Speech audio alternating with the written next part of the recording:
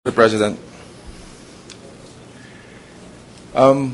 Madam Secretary, pakiulit nga po ulit kung kailan nyo inisyu itong WLO. Tatlo po yung inisyu ko, August, September, and October. Yung pinakahuli po ay October 27. Meron hubang humiling para ma-issue nyo ang WLO na to? Wala po. I did it motu proprio, So, wala. pursuant to the provisions of Circular Number 41. So wala pong umorder from Malacanang para ilabas nyo itong WLO na ito? Wala po. Ayon po sa inyo, ang nagbigay sa inyo ng kapangyarihan ay ang Circular Number 41 na pinirmahan ni Secretary Agra. Tama po ba? Yes, Your Honor. Okay. So ang circular ay gawa din ng DOJ. Yes, Your Honor. Napirmado o inisyu ni former Secretary Agra. Hindi ito batas. Circular po, which has the Circular. force and So effect malinaw, of law. hindi po ito batas. Hindi po batas, but it's an administrative issuance which has the force and effect of law. Okay, I just want to put it on record, Madam. Kailan nyo po ulit natanggap ang TRO ng Korte Suprema?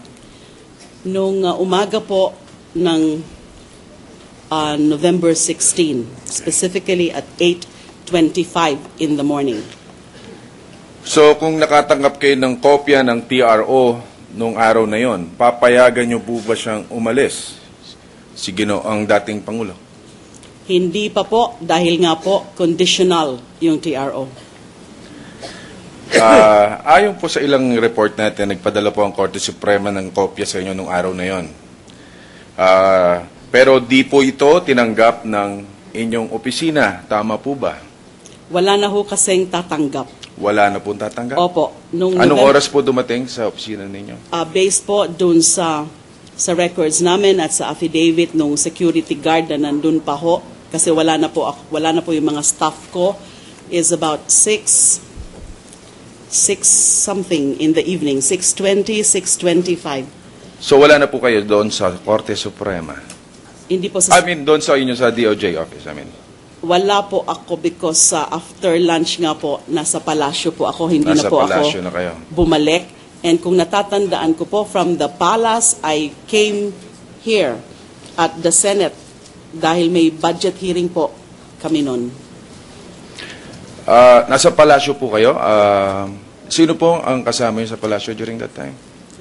Pumunta po ako sa opisina ni Pangulo dahil nga po ay inaabangan namin yung magiging developments nung session ng Supreme Court nung umaga dahil balita naman po na iti-take up yung mga petitions nung araw na yon, November 15. Kaya nga po nung nag-press con si Maidas Marquez, spokesperson Maidas Marquez, ay nasa palasyo po ako. And aside from that, meron pa ho kaming mga ibang mga pinag-usapan.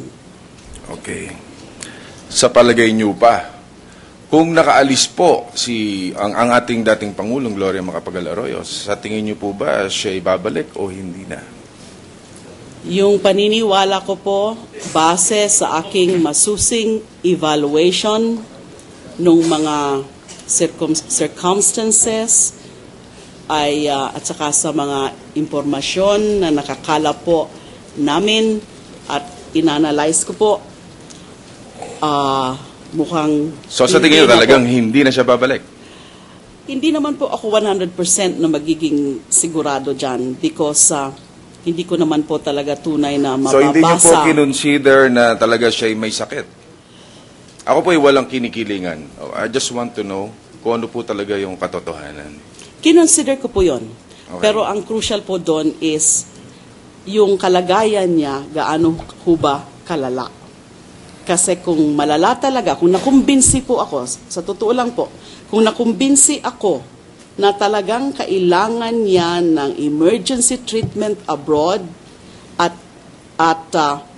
hindi matutugunan dito sa atin na talagang life-threatening, siguro po, pinayagan ko po. Hindi po siguro ako nagdalawang isip. So sa tingin nyo, hindi siya life-threatening? Hindi po. In-explain po sa akin yun ni Secretary Ona. Pag naging appointee ba ni PGMA, malaki bang posibilidad na kumiling ito pabor sa kanya? Depende ho sa tao. Depende. Yes, Di po ba kayo yung naging appointed din ni dating Pangulong Arroyo? exactly, Your Honor. Ano I was pong posisyon appointed niyo? as the chair of the Commission on Human Rights. Commission on Human Rights. Yes, At Your hindi Honor. nyo rin po pinagsisihan yun, hindi po ba? Hindi po, siguro naman, Dahil maganda ang inyong performance during that time. I know, and up to now. Okay, Mr. President, that's all. Thank you very much. Thank you very much, Majority Floor Leader. The gentleman from Taguig and Otero. Good afternoon, Minority Floor Mr. Leader. President. May I ask some clarificatory questions to the prosecution, to anyone in their team?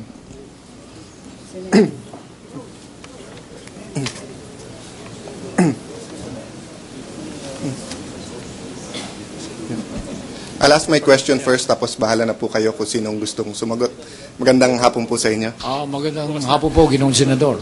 Together with many of our colleagues here, Senator Lacson, Senator Gingona, Senator Escudero, and some of my colleagues who are sitting, former colleagues who are sitting behind you, and some who are in government now, we really took a stand to hold former President Arroyo accountable for her actions during her term and until now. No? So I don't think issue sa amin yon. You have some of the people, Congressman Culminares here was one of them who drafted the impeachment complaint, who helped us during that time. I think hindi issue na many Filipinos want her held accountable and does not want her to escape. But I'd like you to help me draw the line, or katulad nung tanong po ni Senator Pimentel dati sa inyo, yung legal theory. Pwede niyo po bang ipaliwanag sa amin sa korte, and for my own clarification, ano po ang difference ng isang erroneous na decision lang ng Supreme Court? O sabihin natin, hindi tayo nag-agree. Di ba, kung tama yung decision nila, wala tayong pag-uusapan.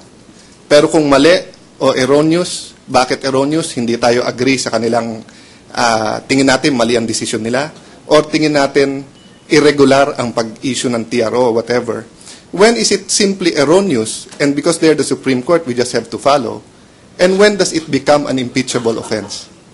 I'd like that clarified, because ang dami po nagtatanong na that. And secondly po, in the answer of the defense, sabi nga nila, collegial body yan eh. So why single out the CJ when ang nag-decide nito yung grupo? Please try to clarify that. I'll do the best I can. Well, firstly, the Chief Justice has been known as a primus inter pares. But if you look at internal rules of procedure with the Supreme Court, and we have filed our memorandum on that per order of the presiding officer, it is obvious that he wields a tremendous influence over the other members of the court.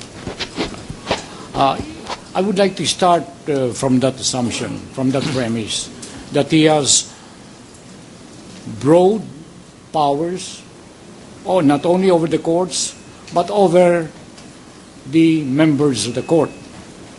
Now, given that, as stated in the dissenting opinion of Justice Sereno, certain actions of the Chief Justice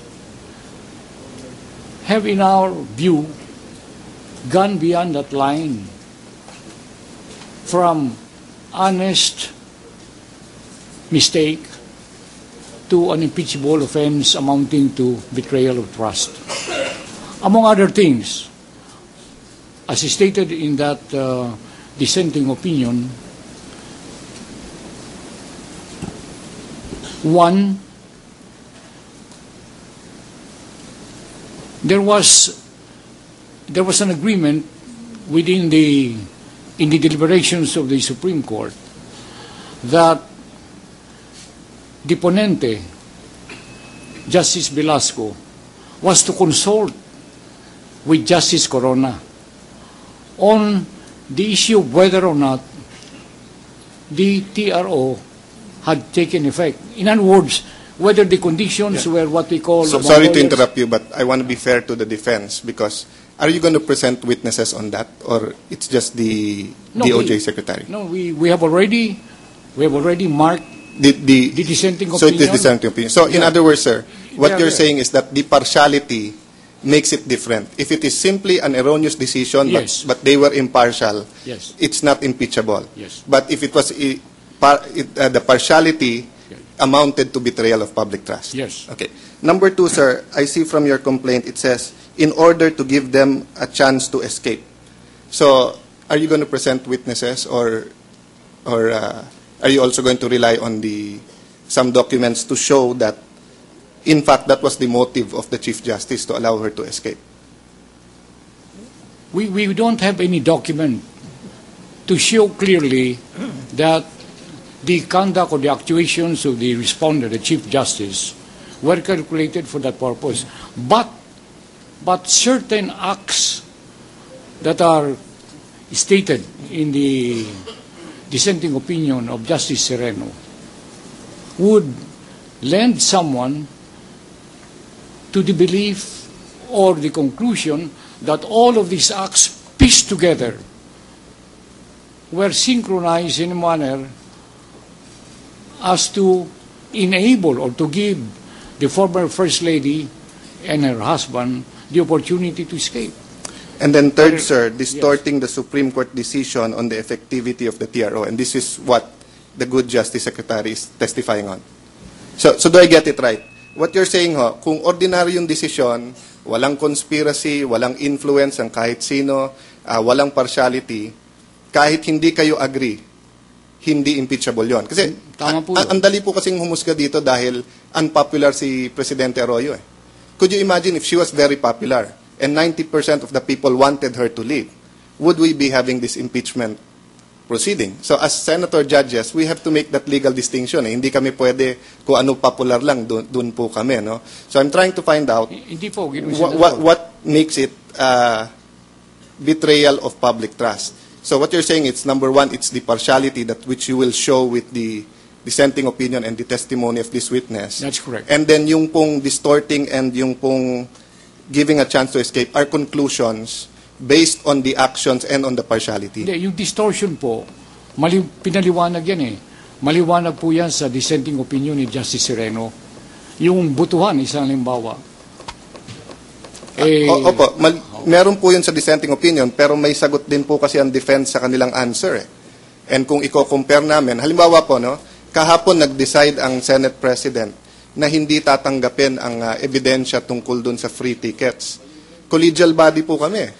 Wala po sa amin tumayo, even if some of us may have disagreed or agreed. Pero, and of course, the Senate President has a lot of influence on us. Although pare-pareho kaming senador, he is the Senate President.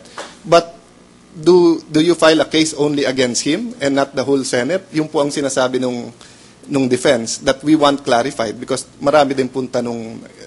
So are you saying that there was a conspiracy here and the leader of the conspiracy is the is the Chief Justice kasi siya nag-influence sa iba? So are we also going to hold the others accountable? Kasi ang nag-issue ho ng TRO yung majority. Mr. President, just a 30-second extension. Go ahead. I'll give you 2 minutes. Thank you, sir.